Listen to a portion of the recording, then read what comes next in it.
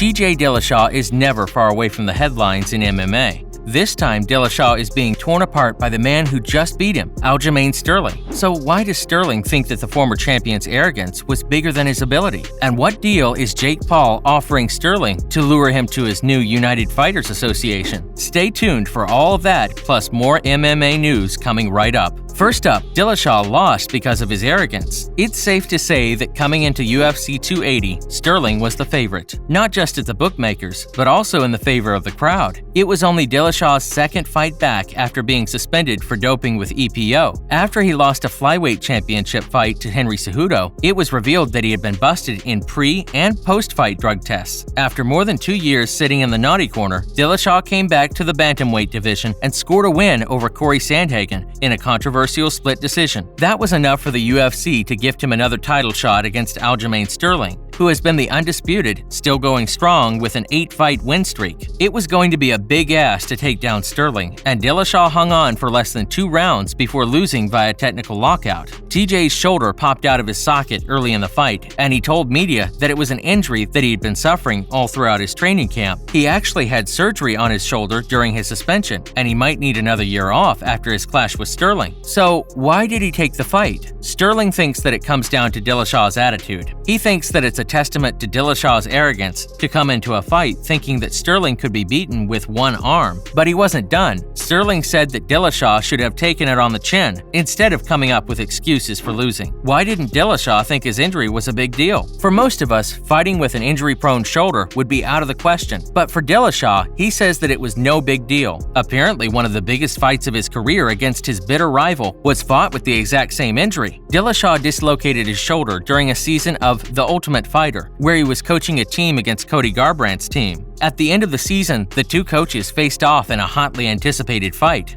The two had previously been teammates and had nothing good to say about each other. In the end, it was Dillashaw who had the last laugh, knocking out Garbrandt both times they fought. Now, Dillashaw has revealed that he went into those fights with shoulder injuries. During The Ultimate Fighter, he dislocated his shoulder in a team challenge. So, it's nothing new for him. Only this time, he wasn't facing Cody, he was facing Aljamain, a battle-hardened champion. So, maybe it was a little ambitious. But hey, you've got to risk it to get the biscuit, right? Next, Dillashaw is defending himself in the media. TJ is a fighter, plain and simple, and he's just as happy to fight outside the octagon as inside it. So, when Sterling and other fighters criticized him for taking the fight, despite knowing he was injured, he fired back. In an interview with Ariel Helwani on the MMA Hour, Dillashaw admitted that he's addicted to being on top and said that he was happy to accept the role as the villain of the sport. But there's one thing he won't stand for, and that's the accusation that he only took the fight with Sterling for the paycheck. MMA analyst Luke Thomas said that what Dillashaw did was borderline fraud. In response, Dillashaw said that he had been, "I went in there with the utmost belief that I was going to win." And to be fair to Dillashaw, he has won plenty of fights with heavy injuries. He thinks that it's just part of any fighter's mentality to really believe that they can win any fight. The problem is that he seems to have hidden his injuries from the UFC, because Dana White was as surprised as everyone else. Sure, you don't want to give valuable information to the enemy, but maybe the event organizers should have been informed. In his post-fight interview, though, Dillashaw admitted that he had taken the place of other worthy bantamweights in the division and apologized to them all, and he has a few in mind who he's tipped to take the belt from Sterling. Up next, why is Dana White so impressed with TJ Dillashaw? And what is Jake Paul's interesting offer for Aljamain Sterling? So don't go anywhere. Dana White says that TJ Dillashaw handled it like a man. Before UFC 280, Dillashaw may have been playing the villain, but the UFC still needed to promote him as a worthy competitor, and one of his biggest defenders was Dana White. The UFC president said that even though Dillashaw made a mistake by taking performance-enhancing drugs, there's no doubt he's clean now. Dana thinks that Dillashaw is one of the most tested guys in the company right now. He also thinks that Dillashaw handled the situation like a man when he got busted, and he respects him for that. Plenty of fighters have been pinged in the past for illegal drugs and either flatly denied or acted aggressively. For many fans, though, they won't soon forget what Dillashaw did, and his legacy in the sport is tainted. Conor McGregor's description of Dillashaw as a snake in the grass Unanimous on The Ultimate Fighter becomes more relevant each year. After Dillashaw's hotly debated decision win over Corey Sandhagen, some thought that the UFC were trying to pad his recent record to set him up with a title shot. At least, that's what Sterling thinks. The champion said that the UFC are searching for any last hope of someone who can take his spot at the top. Next in line looks to be Sean O'Malley, who edged out Peter Yan to put himself in the #1 contender spot. What confuses Sterling is that Dana is entertaining the idea of Henry Cejudo returning to the sport after a 2-year absence. Next, the two fighters Dillashaw thinks can beat Sterling. You'd think that being pummeled into a stoppage would have humbled Dillashaw a little, but no. Just after the fight, TJ was already trashing Aljamain Sterling's name, and he has picked up 2 other bantamweights who he thinks could dethrone the champion. The first of those is Aljamain close teammate Merab Dvalishvili. The Georgian fighter is ranked #2 in the bantamweight division, having scored recent victories over Jose Also and Marlon Moraes in an impressive 8-fight win streak. The only issue is that Merab has publicly said that he refuses to face his teammate in the octagon and is instead looking to move to the flyweight division, so that rules him out. But the second name Dillashaw mentioned could be more interesting. He thinks that his old rival Henry Cejudo would easily beat Sterling. According to Dillashaw, Cejudo's striking and wrestling are much better than Sterling's. Cejudo hasn't fought since vacating the bantamweight championship 2 years ago, but he re-entered the USADA's testing pool earlier this year, which is a sign he wants to get back into the sport. And as a gold medal Olympian with deadly striking, Cejudo would definitely be Sterling's biggest challenge yet. The only thing that's clear is that Dillashaw is not on the list of upcoming contenders. He has a lot of work to do if he wants to earn another opportunity, and it looks like his reputation may never recover. In the meantime, Sterling is going from strength to strength. So what's the offer Jake Paul has given Sterling? With success comes new opportunities. And like it or not, right now there are few bigger names in fighting than former YouTuber Jake Paul. He's on a mission to destroy the UFC. He has already beaten 3 former champions in the boxing ring: Ben Askren, Tyron Woodley, and Anderson Silva. But his goals are bigger than that. Paul's ongoing feud with Dana White have centered around fighter pay, and now Paul is taking action. He is setting up the United Fighters Association to help athletes bargain for better conditions with their bosses, and he has targeted Aljamain Sterling to have a key role in the association. On Twitter, Sterling posted a video of Jake Paul's most recent win over Anderson Silva and applauded him for his skill level. The next day, Paul was in his replies with an interesting offer. Paul said he would be reaching out to Sterling soon and that they could use his help and leadership. If Sterling joins, he won't be the first big name. Anderson Silva promised to help the organization if he lost to Jake Paul, but it's unclear what his level of involvement will be. Paul has even reached out to Nate Diaz, who might be his next victim in the boxing ring. The idea of a fighters union has been floating around for years, but never quite materialized. In 2016, George St. Pierre and Cain Velasquez led a campaign to create one, but it came to nothing. The only surprise is that this time it's coming from Jake Paul. Do you think that TJ Dillashaw will ever be a UFC champion again? And who should Sterling fight next? Let us know in the comments below.